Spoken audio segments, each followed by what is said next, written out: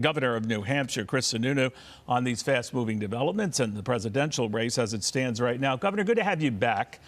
Nikki Haley, depending on where you are and what poll you look at, is definitely surging in your state. She's even making some inroads in Iowa. In Iowa, she still trails the former president by quite a bit. Depending on what you look at, not necessarily quite a bit in your state, but a lot of people are tracing that back to your endorsement. What's going on? Look, I don't care what poll you look at. She is surging. It's real. There's a lot of momentum here. And again, it's not just here in New Hampshire, but, you know, now she's potentially second place in a couple polls in Iowa. So that's it. I mean, I've always said this is a race between Donald Trump and Nikki Haley. She's making her case, connecting with voters.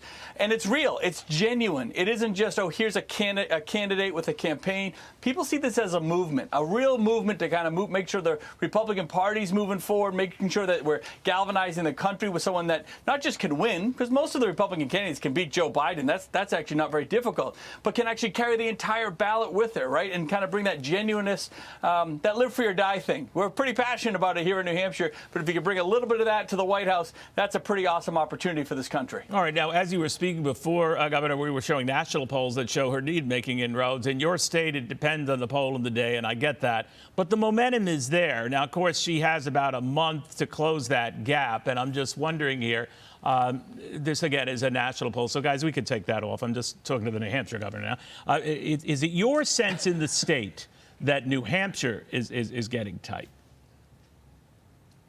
Oh, without a doubt. So in 2 or 3 polls now, she's within 13, 14 points, whatever you want to look at. All the Chris Christie voters are coming on board. The DeSantis voters, everybody's really galvanizing around Nikki at this point. Trump voters are saying, oh, wait a minute.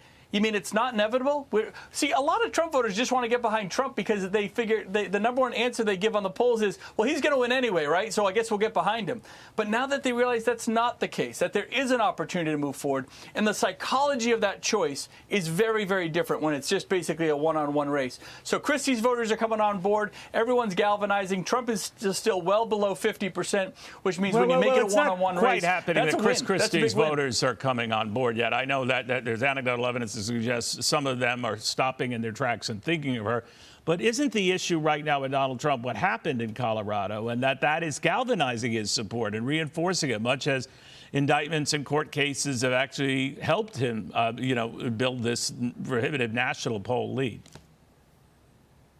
Oh, there's no doubt that Trump is a master at playing the victim. You know, he's going to whine about it and cry about it, and he's done that very well, and he loves this earned media. So, of course, this is going to backfire on the Democrats. Chris Christie and Nikki Haley themselves, to be fair, Governor, Chris Christie and Nikki Haley have also criticized this move on the part of Colorado, saying let the people decide, essentially, not courts. Should. Yeah, Colorado's wrong. Colorado's states, dead wrong. I get it. I know you state that strongly, but there are other states contemplating doing the same. In a perverse read, then, won't that further help Donald Trump? Temporarily, it may, but I think as the Supreme Court weighs in sooner than later, it becomes kind of a thing of the past. They're going to weigh in. They're going to make it very clear that this is not an opportunity to try to get somebody off the ballot that you don't like. It is a complete infringement on the process on the part of Colorado, so it won't stand. So he'll get a little temporary, pause and bump from it potentially. But the real momentum, where the ground game is, where folks are interacting with the candidates, where they're getting the door knockers and the phone calls, and they're interacting with their local leaders, that's really where Nikki's getting all of her momentum. It isn't because Chris Sununu says so or anything like that. Right. We're just kind of a catalyst to get people to look in the direction and say, this is the opportunity. And for a Chris Christie voter, their only goal right now is to beat Trump, right? Well, thank you. Chris is a great governor, was a good candidate. That path is done, right? Chris cannot win. So at this point, those voters would waste their vote going with Christie, so they're going to galvanize around Nikki, who has far and away the best shot at taking Trump on one-on-one. All right, that remains to be seen, to your point. But I do want to ask you a sort of a general question about the race as you see it, Governor, and what will decide its outcome. There is a sense that this could be drawn out just on the expectations game. That, in other words, people forget that Lyndon Johnson, when he pulled out of the race in 1968, he had won New Hampshire. The fact was, though, he didn't win it by much, and Eugene McCarthy came out of nowhere to almost take it from him. But that was enough for him to say, that's it, I'm out of here. Do you see a situation, if Donald Trump even were to win your state, but not by much, that he would pull an LBJ and say, that's it, I'm out of here?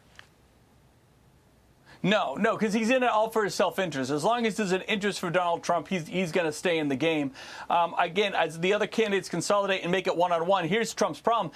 When he has to get on a debate stage and answer questions, which he just refuses to do, when he has to take on Nikki Haley one-on-one, which he has refused to do, then he's going to have to rethink his entire strategy. But I don't think anything's going to chase him out, because all he cares about is pardoning himself. He's in it for himself. He ain't in it for the country, right? Nikki Haley's trying to save this country. Donald Trump's trying to save himself. And that's the fundamental difference between these two opportunities for the voters to engage in. And using New Hampshire is kind of that big reset button, a big reset button for the rest of the country, especially with the national media and the national narrative, where it's just assumed that Trump's going to win. But all of a sudden, when that changes, when that paradigm fundamentally changes, I think that's an amazing opportunity that you'll see everybody really engaging in this one and not just going with the fait accompli that we've told it was going to be for the last year. They're going to galvanize around Nikki. Why is Trump attacking Nikki in ads? Why is Trump going after her so hard? He knows the vulnerability. He knows it's real. He knows this is like I said, it's more of a movement than a campaign at this point, and it gets people excited in an optimistic way. All right, we'll watch what happens, Governor. It's always good seeing you. Governor Sununu of New Hampshire. Thank you, buddy. Backing Nikki Haley. Hey, Sean Hannity here. Hey, click here to subscribe to Fox News YouTube page and catch our hottest interviews and most compelling analysis. You will not get it anywhere else.